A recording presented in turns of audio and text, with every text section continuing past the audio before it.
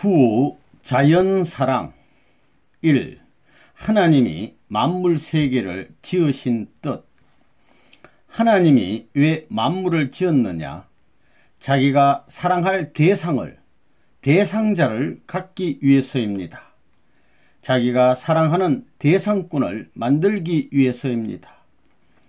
그가 먹고 살다가 자기의 본연의 세계로 돌아와 가지고 영원한 하나님의 사랑의 본국에 들어와 살게 하기 위해서입니다. 그걸 알아야 됩니다. 오늘날 기독교 신자들은 생각하기를 하나님은 전지전능하기 때문에 말 한마디로 이러한 천지가 되라 해서 이렇게 되었다고 합니다. 그렇지만 그렇게 안 된 겁니다. 하나님이 모든 것을 투입했다는 겁니다. 있는 정력을 다 투입했다는 겁니다. 있는 사랑의 힘을 다 투입해 가지고 미래에 자기의 사랑하는 아들, 딸, 자기의 사랑하는 가정을 위한 예물로, 선물로 지었다는 겁니다. 그러므로 그와 같은 관념을 가지고서 우리가 만물을 바라봐야 된다는 것입니다. 하나님이 비조세계를 지으실 때 거기에는 기쁨이 있었습니다. 지어놓고는 보기에 선한지라 하셨습니다. 기쁨이 있었다는 것입니다. 기쁨이 무엇입니까? 어떤 목적을 이루었을 때 느끼는 것입니다.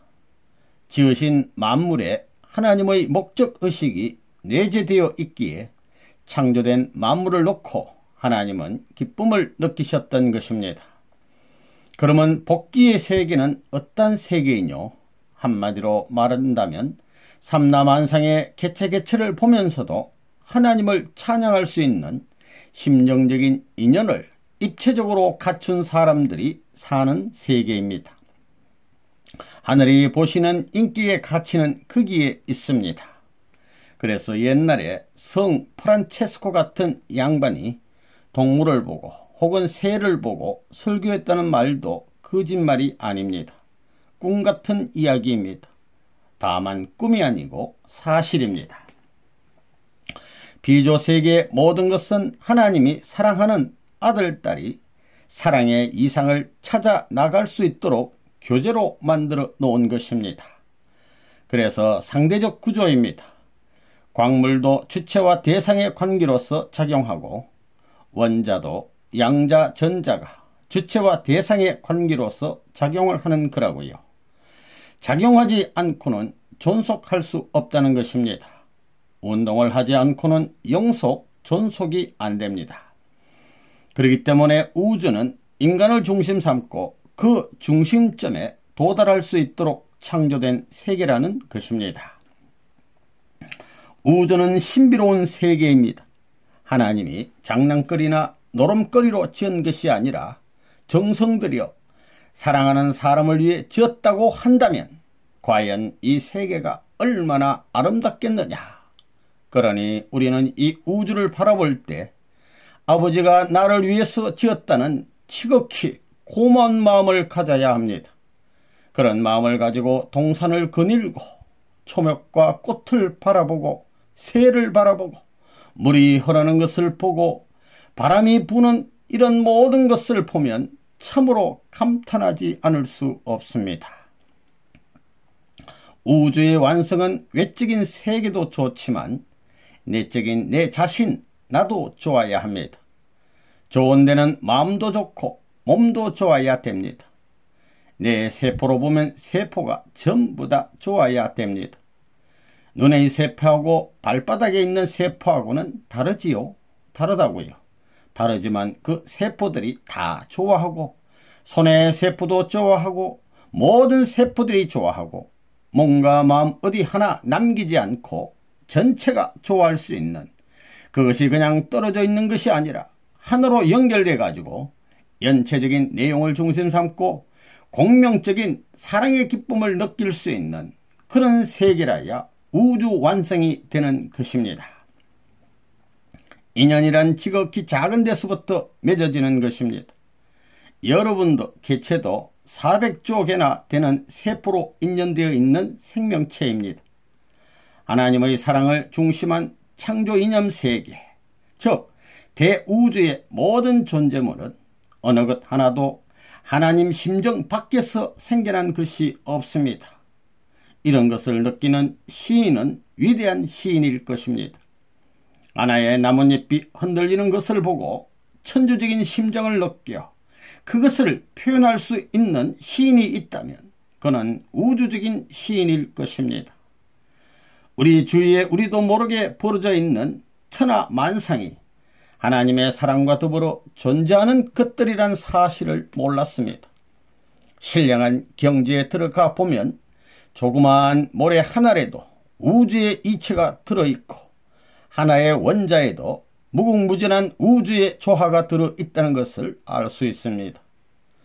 존재하는 모든 것은 잘 알 수는 없지만 어떤 복합적인 힘을 통해 나타난 결과라는 것을 부정할 수 없습니다. 분자를 지나 원자, 원자를 지나 소립자, 이런 것들이 무의식적으로 존재하는 것이 아니라 어떠한 의식과 목적을 갖고 존재하는 것입니다. 그렇기 때문에 존재하는 모든 것은 하나님의 사랑의 손길을 거쳐 나온 것이요 반드시 하나님과 심정적인 관계를 맺고 존재하고 있다는 사실을 철두철미하게 알아야 되겠습니다. 도인은 어떤 사람이뇨? 불 한 포기를 붙들고도 하나님 할 수 있는 심정으로 자기의 가치와 동등하게 그 가치를 인식할 수 있는 사람이 최고의 도인일 것입니다. 그렇게 그 가치를 노래할 수 있는 사람이 최고의 예술가일 것입니다. 각양각색으로 존재하는 만상을 보고 하나님의 각양각색의 사랑과 심정의 묘미를 발견하고 그것들과 친구가 되어 더불어 즐길 수 있는 감정을 가진 사람이 있다 할진대 그런 감정으로 세포 하나하나가 움직이는 사람이 있다 할진대 그는 만우주를 대표할 수 있는 사람일 것입니다. 그런 사람이 만물의 영장입니다. 그런데 먹을 것밖에 모르는 사람이 만물의 영장이 되겠습니까? 하나님은 우주를 피조세계의 모든 것을 사랑하는 아들, 딸이 사랑 이상을 찾아 나갈 수 있도록 교제로 만들어 놓았습니다. 그래서 전부 다 상대구조로 되어 있습니다. 광물도 주체와 대상의 관계로 작용합니다. 물질의 구성 단위인 원자도 양자와 전자가 주체와 대상의 관계로 작용합니다. 작용하지 않고서는 존속할 수 없습니다. 운동을 하지 않고는 영속, 존속할 수 없습니다. 그러니 작용을 해야 합니다. 2. 자연은 사랑 이상을 가르쳐주는 교재. 인간은 커가면서 자연을 보고 습득합니다. 곤충 세계가 이렇구나 하고 배웁니다. 달이 비치고 별이 빛나는 가을밤에 가만히 들어보면 곤충들의 울음소리가 하나의 오케스트라 연주로 들립니다. 무엇 때문에 곤충들이 그렇게 우느냐? 그것은 상대를 찾아 이상을 노래하는 것입니다. 사랑을 속삭이는 것입니다. 새나 다른 모든 동물들도 슬픈 소리, 기쁜 소리를 무엇으로 표시하느냐 하면 사랑이라는 공통 분모를 따라서 소리를 냅니다. 겁은 났지만 축에서 먼 거리에 있지만 그 축을 중심으로 평행선을 취하며 돌고 있습니다. 모든 존재는 그렇게 되어 있습니다. 새들의 노래에는 세 가지 종류가 있습니다. 첫째는 배가 고플 때 신호하는 노래하고, 다음에는 서로 사랑하는 상대를 위해서 하는 노래하고, 그 다음에는 위험할 때 하는 노래가 있습니다. 그게 다 다르다는 겁니다. 우리는 보통 사람들은 모르지만 자기들 세계에서는 다 안다는 겁니다. 배가 고파서 울면 벌써 안다는 것입니다. 매일의 생활이 무엇을 중심 삼고 돼 있느냐? 배고픈 거야 한번 먹으면 끝나는 것입니다. 그렇다고 매일같이 위험한 자리에 있는 것도 아닙니다. 대부분의 노래는 무엇을 중심 삼고 하느냐 하면 상대와 주고받는 관계에서 노래가 오고 간다는 겁니다. 인간은 주체와 대상, 즉 상대적인 쌍으로 지은 바 되었고, 또 인간을 위하여 있는 온 만물 세계도 사랑의 원리 아래 조화를 이루고, 또 인간의 사랑으로 말미암아 생명과 이상을 실현하도록 되어 있습니다. 만물 세계는 인간에게 있어서, 특히 자라나는 아담과 헤와에게 있어서는 사랑의 교과서요, 사랑의 진수가 무진장으로 진열된 박물관이라는 것입니다.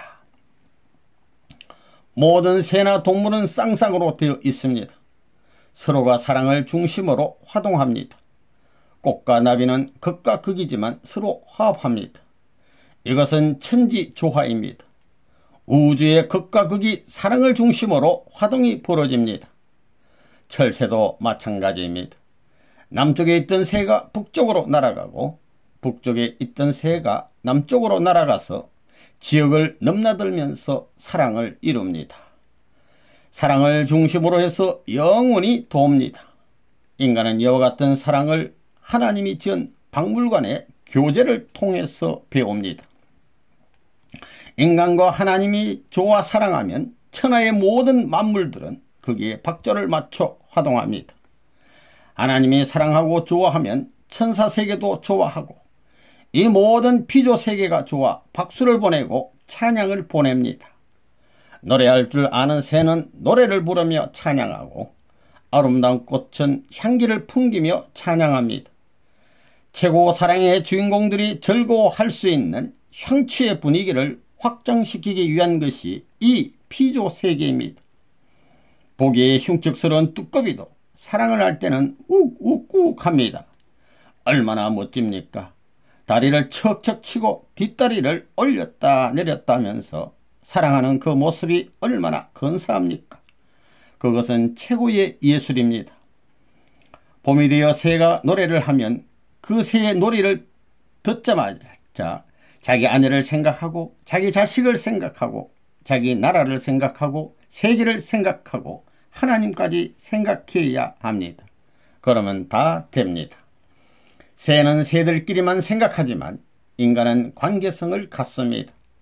동물세계, 식물세계, 천상세계의 중간 매체로서의 관계성을 가진 것이 인간만의 특권입니다. 전부 연결시킬 수 있습니다. 이것은 인간만의 특권입니다. 아담과 헤와는 성숙해 감에 따라서 저렇게 사랑하는구나 하고 알게 됩니다. 하나님은 만물 세계를 인간 사랑 이상을 성숙시킬 수 있는 교재로 펼쳐 놓았습니다. 그걸 배워가는 것입니다. 점점점 커감에 따라 옛날에는 동생과 같이, 오빠와 같이 지냈는데 가만 보니까 이렇게 감정이 달라집니다. 이렇구나 하며 배워갑니다. 그래서 너와 나는 죽더라도 안 만나면 안 되겠다, 딴 데 못 간다 하고 평행선으로 직행하면서 부딪히게 됩니다. 사랑은 신경과 같습니다. 우리가 머리카락 하나를 당기면 몸 전체가 끌려오는 것과 마찬가지로 사랑만 당기면 우주가 끌려오고, 사랑만 움직이면 우주가 다 화하게 됩니다. 그렇기 때문에 사랑이 있으면 춤도 추게 됩니다. 춤은 왜 생겨났느냐? 사랑 때문에 생겨났습니다. 또 노래도 사랑 때문에 생겨났고, 웃음도 사랑 때문에 생겨났습니다. 사랑을 빼게 되면 전부 다 굳어집니다. 사람은 벌보다는 나비를 좋아합니다. 나비가 춤을 추며 날기 때문입니다. 모든 나는 것은 박자에, 가락에 맞추어서 납니다. 빨리 나는 놈도 박자에 맞추어서 날고, 느리게 나는 놈도 박자에 맞추어서 납니다. 나는 형은 여러 가지지만 어쨌든 전부 박자에 맞춰서 납니다. 또 산에서 사슴이 뛰어다니고 토끼가 노는 것도 음악적입니다. 깡충깡충 뛰어다니는 것이 하나의 리듬이 있습니다. 무엇을 먹는 것도 음악적입니다. 사람도 무엇을 먹을 때 아주 음악적입니다. 그게 다 음악의 상징입니다. 이렇게 생각할 때 그런 이 우주를 영원히 나를 위해서 만들고 나를 위해서 장치했다면 그분에 대해서 우리는 고맙게 생각해야 합니다. 구경전처럼 이웃 동네 일처럼 생각해서는 안 됩니다. 산도 높은 산이 있고 낮은 산이 있습니다. 그러면 우리는 산이 높기도 하고 낮기도 한 것이 좋으냐, 밋밋하고 평평한 것이 좋으냐? 높기도 하고 낮기도 한 것이 좋습니다. 그거 왜 그러냐? 그 모양이 춤추려고 하는 어떤 형을 갖기 때문입니다. 별의별 모양의 곡선을 그리면서 올라가고 내려가고 하면서 가지각색의 형태를 나타내며 형성되어 있어야 좋은 것입니다. 그렇게 되면 그것이 바로 춤입니다. 자연 가운데는 멋진 춤이 있고 멋진 음악이 있습니다. 멋진 예술이 있습니다. 그런 것들이 자연 가운데는 참 많습니다. 맨 처음 하나님의 자녀로 태어남을 입은 아담과 해와도 하나님의 보호권 내에서 어렸을 적부터 자라 올라감에 따라서 점점 커가는 겁니다.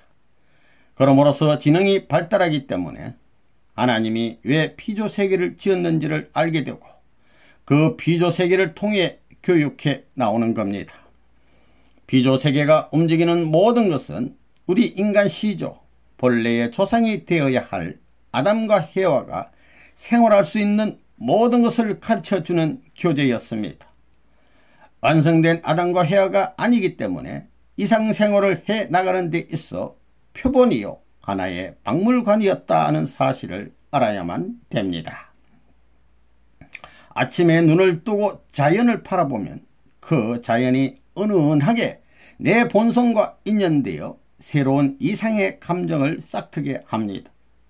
그러나 인간 세상은 바라보면 볼수록 절망과 슬픔의 감정을 돋궈준다는 사실을 잘 알 것입니다. 원래 타락하지 않은 본연의 인간들이 사는 세상이라 하면 인간의 가치는 그렇게 바라보는 이로 하여금 슬픔을 느끼게 할 정도가 아니라는 것입니다. 불 한 폭이나 꽃 한 송이, 나무 한 그루와 같은 정도의 가치로 지어진 인간이 아닌 것입니다. 비좁은 만물의 그 무엇을 주고도 바꿀 수 없는 고귀한 인간이요, 그 무엇과도 비교할 수 없는 가치의 모습으로 천상을 대신하여 나서야 할 인간이었습니다.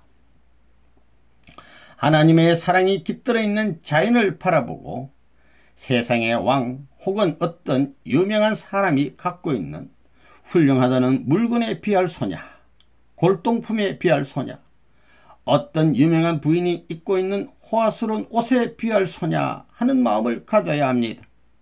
그렇지 못하면 우리는 자연 세계 앞에 자신도 모르는 죄를 범하고 있는 것입니다.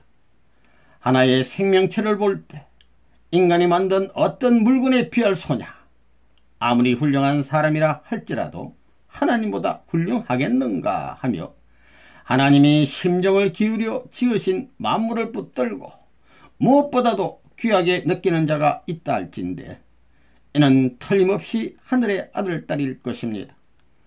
이런 사람은 기도가 필요 없습니다. 하나님과 같이 사는 사람입니다.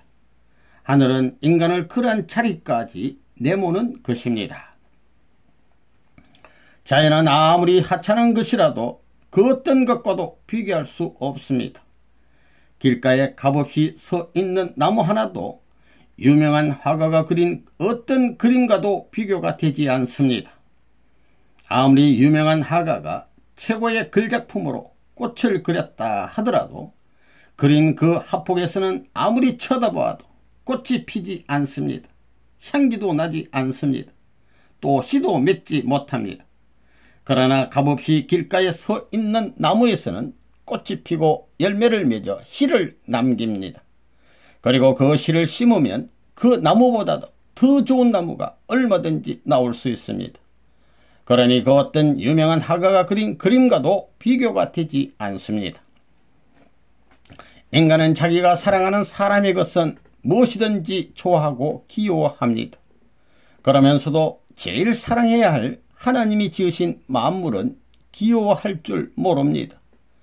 이런 사람들이 하나님의 아들, 딸이 되어 탄시간은 만물의 한을 해원해 주어야 할 책임을 진 여러분은 나무 한 그루, 풀 한 포기에도 6,000년 전 그것들을 지으실 때에 하나님의 심정과 창조의 손길을 채우려야 됩니다. 그런 마음을 가져야 됩니다.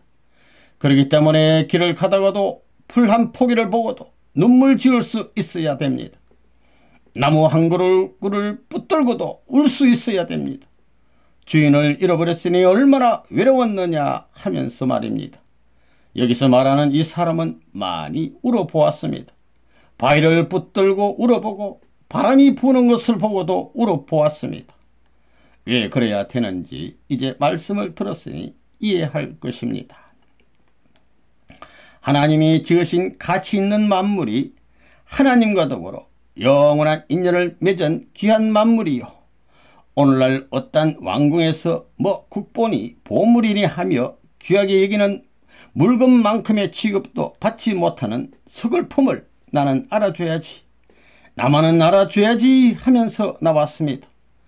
이 땅에 사는 세계 인류가 전부 몰라주어도 나는 알아줘야지 하는 마음을 여러분들이 가진다면 이 민족은 앞으로 세계 인류를 지배할 수 있는 새로운 민족이 될 것입니다. 이것은 관념이 아니라 사실입니다. 어느 누가 만물을 놓고 대대로 내려오는 자기 가문의 보물보다도 세상에서 제일 귀한 보석이라는 다이아몬드보다 귀하게 여겨 붙들고 놓지 않으려고 합니까? 그런 사람이 어디 있어요? 하나님은 당신께서 지으신 것을 심정적으로 알아주고 그것을 붙들고 눈물 짓는 사람을 보고 오냐 하십니다.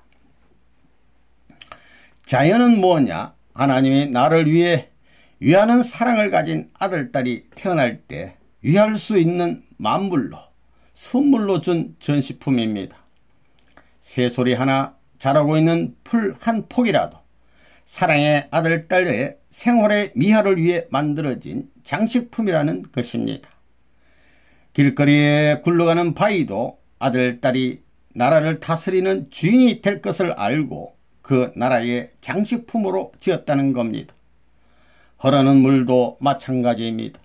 몸이 건조하고 단조로우면 안 되겠으니 조화무성한 화합의 동산, 사랑을 위하는 그런 세계를 보고 그것을 상속받을 수 있는 꿈의 왕자, 희망의 왕자를 만들기 위해서 창조했다는 것입니다.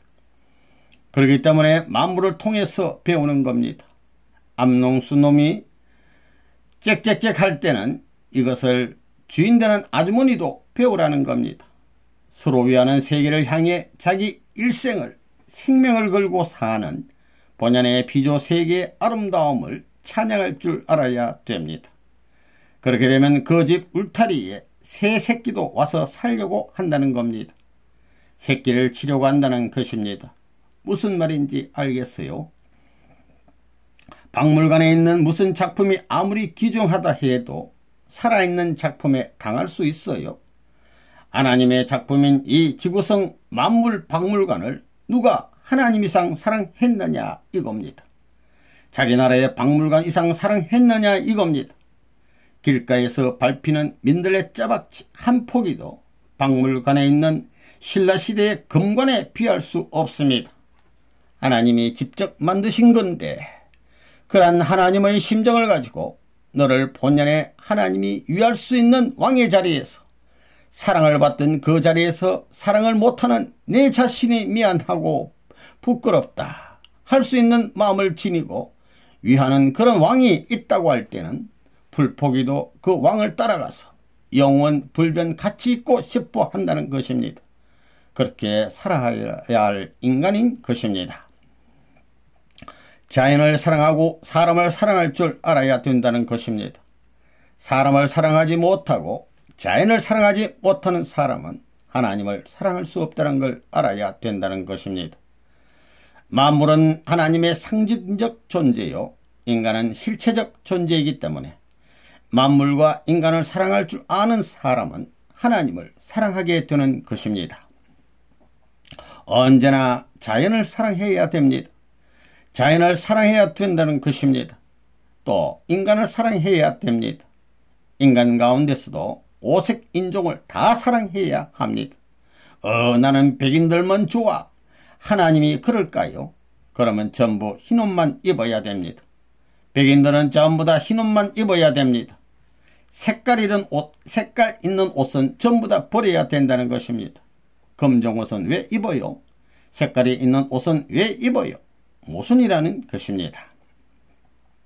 하나님이 지으신 모든 존재를 사랑의 대상으로 느껴야 됩니다.